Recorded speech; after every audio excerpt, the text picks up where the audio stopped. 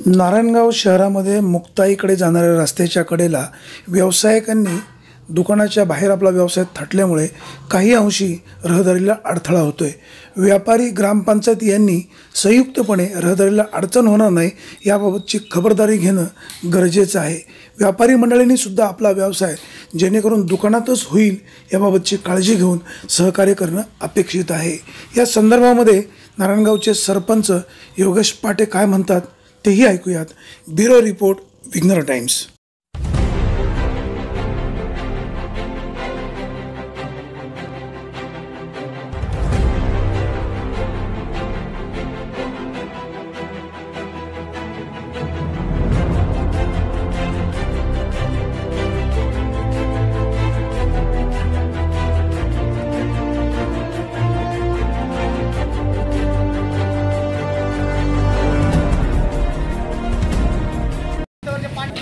हे भाजी बाजारात जे रोडवरती पाणी मारतात, सिमेंट रोड असल्यामुळे काय गाड्या स्लिप होतात, लहान मुलं मुली किंवा लेडीज त्यावरून स्लिप होतात, त्यानंतर दुखापत होते।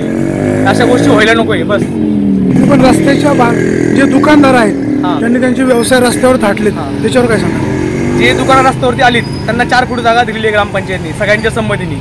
म्हणजे दुकानाच्या बाहेर आणि जी काही दुकानं आहेत जे 4 फूटच्या बाहेर त्यांना परत आत घ्यायला लावा, एवढंच म्हणणं आहे। रहदारीला अडथळा होतोय।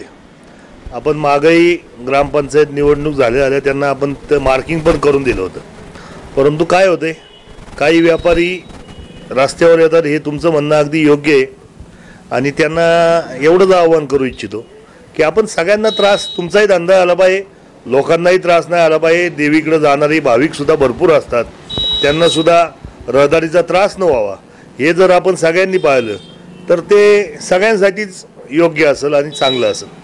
नारायणगाव शहरामध्ये अतिक्रमण मोठ्या प्रमाणात दिवसेंदिवस रस्ते अरुंद होत चालले, तर आपण काय धोरण काय साहेब? धोरण काय? नवीन बांधकामांना तर आपण क्लिअर कट सांगतोच आहे आत्ता, आणि इथून मागं झालंय त्याला आता आपण फारसं काही त्याला काय करायचं असेल तर त्याला हायकोर्ट किंवा कोर्टात जाऊन मग त्या सगळ्या प्रोसिजर करायला लागतील। तर त्यापेक्षा आता नवीन बांधकामांना आम्ही सांगतानाच सांगतोय 2 फूट 3 फूट सोडून तुम्ही बांधा, रस्त्यापासून तुमची गाडी तुमच्या जागेत पार्क होईल असं बघा, जेणेकरून रस्ते व्यवस्थित राहिले। शेवटी रस्ता आज आतमध्ये येत नाही म्हणून बाजारपेठ खरं तर स्टँडवर आली।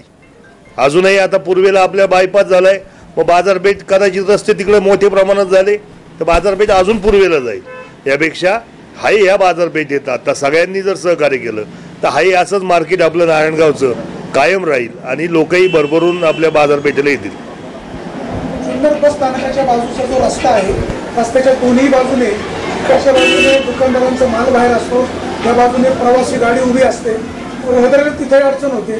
पंचायतीने यापूर्वी माणूस ठेवला होता, आपल्या काळात सध्या माणूस दिसत नाही। आपल्या काळात म्हणजे आता एक कर्मचारी आपण ठेवला होता, पण त्यांनी काम सोडले। लवकर नवीन कर्मचारी नियुक्त करून खरं तर मी किंवा गोरड साहेब असतील किंवा आता जे घोडे साहेब आहेत या सगळ्यांनी मिळूनच आम्ही स्वतः फिरून सांगितलं होतं की तुम्ही सहकार्य करा जेणेकरून ट्रॅफिकला अडचण होणार नाही।